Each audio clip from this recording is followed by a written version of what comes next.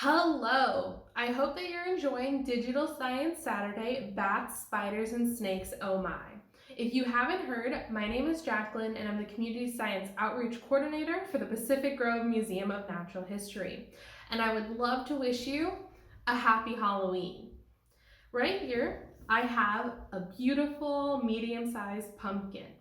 Pumpkins are an extraordinary plant, but are they fruits or are they vegetables? Well, if you asked a botanist, a person that studies plants, they would tell you that a pumpkin is technically a fruit because it produces seeds. Interesting. Now, during this time of year, a lot of people like to carve pumpkins, but they'll just throw away their pumpkin after Halloween or even toss out the seeds and the pumpkin guts that are found inside. Today, I'm going to teach you a couple different things that we can do with our pumpkin so that we're not wasteful. But first, let's check out my pumpkin carving from earlier.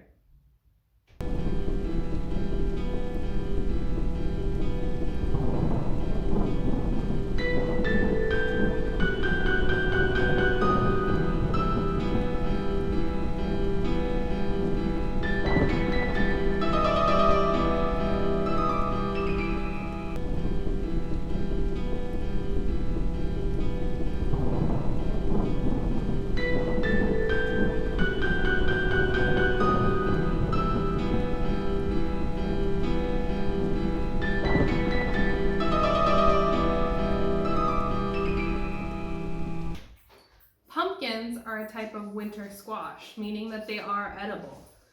Now, the guts inside, the puree, and the seeds are edible.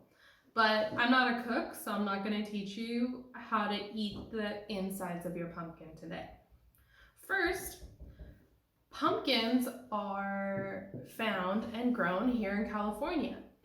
And pumpkins can actually be found on 6 continents, so all the continents except Antarctica. But they originate from Mexico. And in Mexico, they look a little slightly different. They tend to be a little bit browner, squasher, firmer, and sometimes even a green color.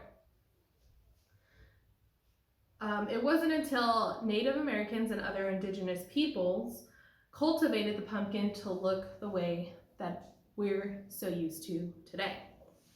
Now, if you want to grow your very own pumpkin next year, you can take your seeds found from inside your pumpkin, you'll rinse them and place them on a drying sheet for about a week to let them dry out. Once they're completely dried out, you're going to want to store them in a cool, dry place.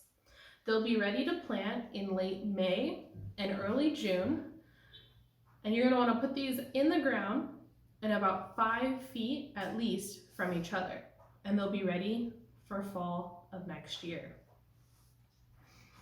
Now for the fun part.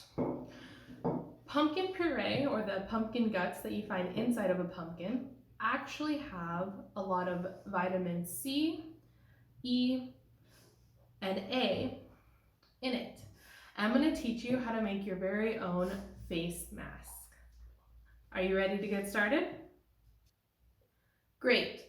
So all you're going to need for your pumpkin skin face mask is a half cup of your pumpkin puree, a teaspoon of ground cinnamon, a tablespoon of honey, a tablespoon of olive oil. You can also use coconut oil.